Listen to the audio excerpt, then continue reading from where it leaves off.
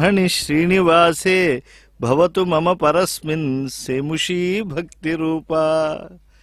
సకల లోకాధీశుడైనటువంటి శ్రీ వెంకటేశ్వర స్వామి వారు ఈ సూర్యప్రభా వాహనాధీశుడై ఈనాడు సూర్య జయంతి నాడు, అంటే ఏ రోజు సూర్యుడు ఈ లోకంలోకి వచ్చాడో ఆనాడు ఆయన భక్తకోటికి ఒక కమనీయ రూపంతో సన్నిధానంలో దర్శనమివ్వాలి శ్రీనివాసునితో కలిసి, కలియుగ ప్రత్యక్షంతో కలిసి అని చెప్పి తన ప్రభా వాహనంగా చేసి ఆయన సేవలు అందిస్తూ ఉన్నాడు.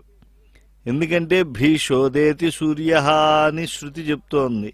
ఎవరి దివ్యాజ్ఞల చేత సూర్యుడు ఉదయించి ఆ సూర్యకిరణాలన్నీ కూడా లోకాలకి ఆశీర్వచనాన్ని పంచి పాపాలు పోగొడుతూ ఉన్నాయో అటువంటి సూర్యుని యొక్క ప్రభను మనం దర్శించటం, మధ్యలో ఆ మలయప్ప స్వామిని చూడటం, కళాకారుల యొక్క నృత్య విన్యాసాలన్నిటినీ వీక్షించడం, ఇదంతా ఈనాటి సౌభాగ్యం. సూర్యుడు గుర్రాలు మేరు పర్వతం నుండి ప్రయాణించేప్పుడు దేవతలు సూర్యుడికి నమస్కరిస్తూ స్తోత్రాలు చేస్తూ ఉంటారు. కిన్నెర స్త్రీలంతా కూడా సూర్యోదయాన్ని చూడాలన్న కోరికతో సిగ్గుతో పర్వత గుహల మధ్య భాగంలో నిలబడి చూస్తూ ఉంటారట. వారిని చూసి నెమ్మదిగా నడుస్తూ ఉండేటువంటి సూర్యుడి గుర్రాలని అనూరుడు ఎంత ఆదలించినా లాభం లేకపోయింది అంటారు.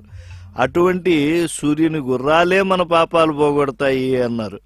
ఆ 7 గుర్రాలతో ఉండేటువంటి ఆ సూర్యప్రభా వాహనంలో ఆ కాంతి చూడండి, 7 జన్మల పాపాలు మనకు తొలగిపోతాయి. అనూరుడు సూర్యోదయం అనే నాటకాన్ని ప్రారంభించేటువంటి సూత్రధారుల్లా కనిపిస్తాడు రోజు. కానీ ఈరోజు సూర్యభగవానుడే సారథ్యం వహిస్తున్నాడేమో అని చెప్పి భావించాలి. తూర్పు పర్వత శిఖరమనే రంగస్థలం మీద చీకటి అనే తెర తొలగించగానే నక్షత్ర వికీర్ణమనే పుష్పాంజలిని సమర్పించి 4 జాములనే 4 అంకాల్లో ప్రస్తావన చేస్తున్న సూత్రధారుడైన సూర్య సారథి మనల్ని అనుగ్రహించాలి.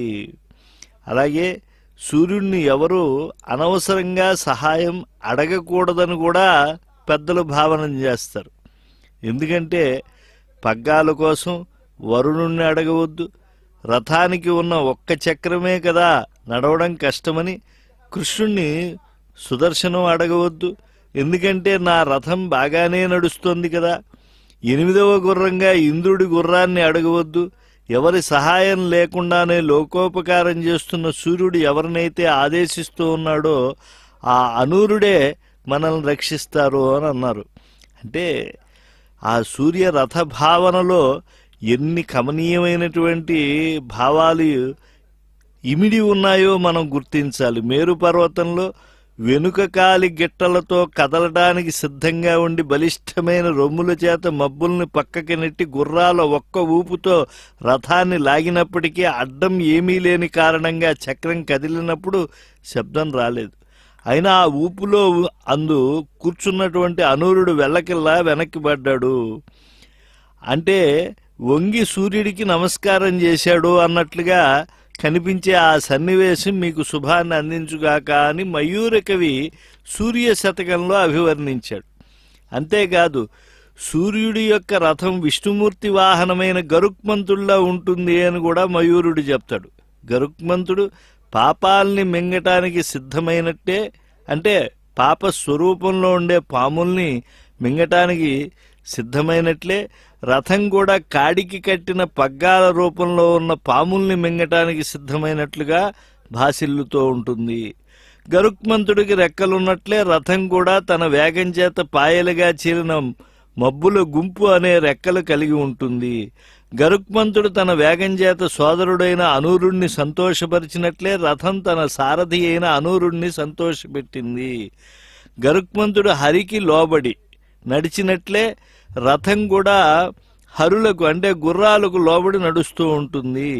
ఇలా గరుక్మంతుడిలా ఉన్న సూర్యుని రథం ఈ పాపాలను తొలగించుకాక అని మయూరుడు యోక్త్రీ భూతాన్యుగస్య గ్రసితుమివ పురో అనేటువంటి శ్లోకంలో చక్కగా గరుత్మానివ హరతు హరీచ్ఛా విధేయ ప్రచార అని చెప్పి తెలియజేశాడు. సూర్యుడు కాలచక్ర గమనానికి కారకుడు. ఆయన ఉద్భవించినటువంటి రోజు